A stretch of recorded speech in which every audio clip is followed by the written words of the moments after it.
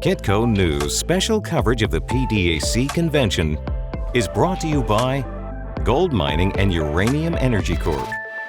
We're here now with John Kaiser, founder of Kaiser Research Online at the PDAC, the world's largest investment conference for the resource sector here in Toronto. And we'll be discussing all things safe haven assets and commodities. John, welcome back to Kitco. Fun fact, you were my very first interview here at my Kitco career, so it's great to be reconnected with you after all these years. Yes, Thank you for having me back. All right. Kaiser Research Online, we're going to talk about your work. But first, let's discuss what you think is a safe haven asset per your definition today, and we'll drill down to those assets and how they performed. Okay, so for me, safe haven is the integrity of rule of law, the processes of democracy, the ability for people to express their opinion, for it to be criticized, the absence of a thug-like mentality such as we're seeing in China and Russia. And we see even in America, lots of people wanting to have an autocracy, a dictatorship as the foundation. Now, if this starts to happen, everything starts becoming unstable, and currencies, even the US dollar, becomes unstable, especially if there is going to be a clash between democracy and the autocracy side, like the Russia-China axis that has been formed. Then you're going to see the US dollar start to wobble as the world's single reserve currency. So the only sort of mobile asset commodity that I think is a safe haven in this is physical gold. Not crypto or anything like that. Physical gold is stored energy. Crypto is an energy liability. To be able to keep using it, somebody needs to consume electricity to keep all those blockchain transactions going. So all the gold that's been accumulated, it's there. Even though it does nothing, it's there as a foundation for when chaos breaks out, you can rebuild from gold. I don't regard it as money, but it is an asset class that the alchemists have never figured out how to make more gold out of lead. So gold is, I think, the only safe haven. But when it comes to that, we have other much bigger problems. So you only treat it as an insurance type policy, not as put everything into gold. Okay, so let's assume you're right in that America is headed towards this direction. How do you link that back to gold? So let's suppose you say, all right, David, we're headed towards a 30-style totalitarian regime, a fascist regime, a communist regime, whatever side you want to call it, and we're about to lose our personal freedoms, and the government's going to have total control over your lives. Buy gold. And I'm asking you, John, what does gold have anything to do with this? Okay, so it's a minority that would actually be in favor of an autocracy. Okay. And as they seek to assert control over everybody else, there will be a rebellion. And the interesting thing about the United States is whether you're right wing or sort of more liberal, it's geographically skewed. So there's like California with its 35 million people, the fifth largest economy in the world. There's the whole eastern seaboard. So you're going to see the breakup of America. Yes. And that is where, like, okay, what happens to the US dollar when it's the disunited states of America where it becomes balkanized? So then when you start seeing America coming apart at the seams because the other half is saying no to autocracy, then you're going to see the interest in gold go up internationally. People have been talking about Russia weaponizing the ruble in the sense that they were asking the Europeans to only buy their oil in rubles. Of course, there's varying degrees as to whether or not that worked out for the Russians. We can have a debate about that. But the point is, they were using the ruble as a bargaining chip, as a weapon, if you want to call it that. But when you look at the U.S., we've been using that for decades. We've been using the U.S. dollar as a bargaining chip with the Saudis, with OPEC, with the Chinese. And now people are saying, with the decline of the U.S. empire, that may no longer be applicable. The U.S. might lose its status as the sole reserve currency holder, and that they might lose its power to, quote-unquote, weaponize the U.S. dollar. Do you agree with that view? Yes, the whole concept of globalization that ran everything for the past 30 years with the US dollar at the center, this is now coming apart. By 2027, China's economy will almost be as big as America's. The convergence is happening faster than was predicted, say, in 2008 when we were talking about the China supercycle and all that. So this breaking of the economy into two segments which don't trade anymore well, then the US dollar will not be used within the China-Russia axis. That's why seeking payment in these other currencies, such as the renminbi and the ruble, and countries that are just want the commodities or raw materials or the exports, this is going to fracture the hegemony of the US dollar. And again, it's not an overnight thing. It's not either black or white. It's going to be a transitional thing. And I think that's where gold, the real price of gold, will flourish. Gold as an inflation adjustment hedged. In America, that makes no sense because gold is a collectible. You get taxed 35% gain on the whatever gain that you get, even if it's just keeping track with inflation. Then the states add another 5-10%. So you're losing 45% of your gain, and you're not keeping track with inflation if that's all what gold does. Right. Gold is really this security tool. That's why I kind of call it a safe haven. It's that thing you can keep going back to.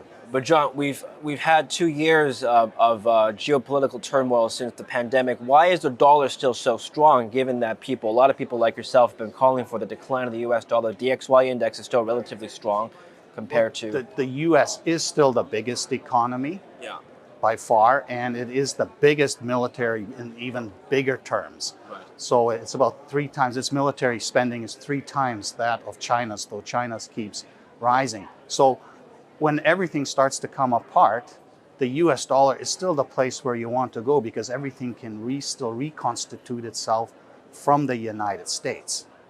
Okay, and what about gold, John? This year, equities and risk assets and cryptos, like you mentioned, have all been hit by a huge bear market. Gold has held itself relatively well relative to these assets, but still hasn't gone up like you might expect a safe haven to do. One could argue that with storage costs and perhaps management fees of gold ETFs, it's better to just hold cash than gold during market downturns. Would you agree with that? Well, cash is what you can easily deploy to buy assets that are suddenly deflating in value, whereas you first have to sell gold to get cash. That's why gold is an asset class. It's not really money. You're not really trading stuff in gold. Yes, some groups try to create a gold exchange type of a market, but it's still cash that you use to buy and sell stuff. Okay, but going back to the safe haven aspect, do you think gold, in just judging by its price performance, do you think it still fits your definition of a safe haven asset? Well, yeah, as you pointed out, it hasn't gone down. I mean, crypto can go to zero because it represents nothing, but gold is still there. And I use a measure of the total value of the gold stock that's been accumulated since like 10,000 years ago. And I plot this as a percentage of total global GDP in US dollars. At its peak in 1980, when everything looked like it was falling apart, it represented 28% of global GDP. In 2000 or so, when it got down to 260, it was like 4%. That was the nadir. Now it's been in that 12 to 14% range. So there is still a potential doubling in the price of gold to reflect the kind of stress mentality that existed in 1979-80 when Tehran hostage taking took place. The inflation seemed to be out of control, and the Russians invaded Afghanistan. So that's why I see it as kind of a fundamental thing that's reflecting a lot of the uncertainty that's evolved over the past decade, but still has room to go up. The biggest thing that I don't understand is that when I take $400 gold from 1980 and inflation adjusted, it should only be about $1,400. Here at $1,800 to $1,900, that's a 35% real increase in the price of gold, above and beyond gold just tracking inflation after everything stabilized in 1982. But it's not being reflected in the resource producers or the explorers. It's this disconnect which puzzles me. It's as if everybody expects gold is going back to 1400 where things don't work so well. Yeah. Well, one could argue that gold can never retrace back to its 2015 lows of around $1,000. The all-in sustaining costs of miners are above that now.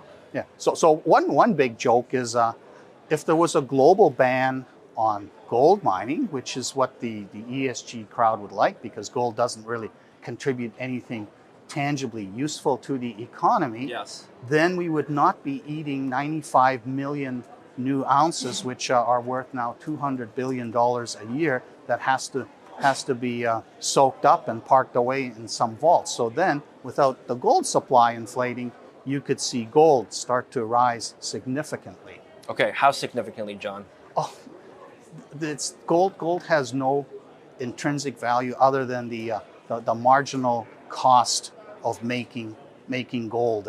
So what is the sort of the when you go to that cost curve?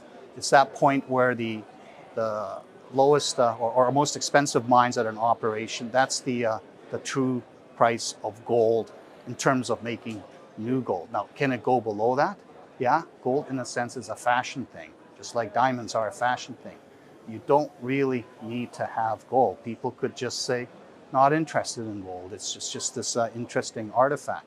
And it could also lose its role as this safe haven. Nothing is sacrosanct in this world. Okay, so John, I'm not asking you to take out your crystal ball here, but if you were to predict or come up with a likely scenario in which gold needs to react to a geopolitical outbreak of, let's say, war or another pandemic, whatever the crisis may be, what is the next likely crisis or crises that you think is possible or are possible, and how would gold respond to that scenario? Well, the most obvious crisis that's looming is the rise of interest rates, which will make debt harder to sustain and renew, which will cause asset deflation. We're seeing that now in the general equity markets.